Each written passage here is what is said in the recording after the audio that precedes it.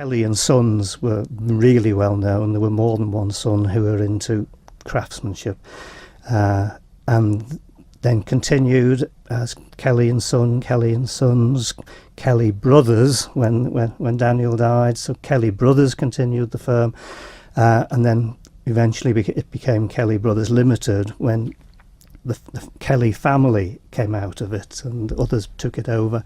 And then Stanley Kegg eventually, and his son Frank took over the firm. Stanley had trained as an apprentice with the Kelly family and carried on until 1984 when it eventually closed, by which time it was a major building firm on the Isle of Man. And what's lovely, you brought a copy of the book in with you, the photographs in there, I mean, some that you've taken yourself of things that were constructed by them, but also the historical photographs. It must be fascinating when you get into a subject like this and finding all these things and piecing it together. It's wonderful what you can find out and how good people are to share information.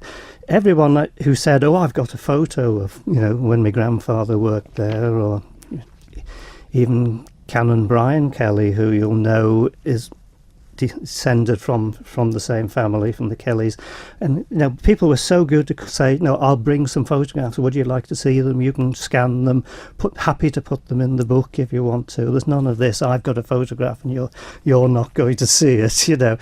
People were so friendly and helpful. And the Manx Museum Library, I can't praise enough. They are fantastic, and the help I got from them and the Eye Museum, of course, is Isle of Man newspapers, terrific.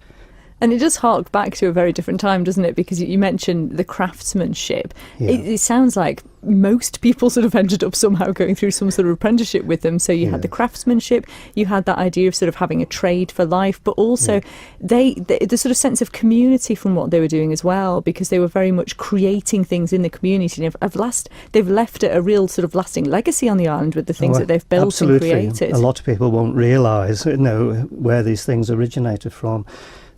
Just about every church on and chapel on the island has something that was made or repaired or changed by the Kelly firm over the years, from the 1840s onwards. And it's just incredible what they did. But there's also housing estates around the island that were built far more recently by Kelly brothers. Lots of people live in Kelly houses, and everyone I've spoken to who lives in them say, my word, it's a well-built house. They certainly knew their craft. But it wasn't just joinery, of course. They employed their own electricians, their own joiners, their own plumbers.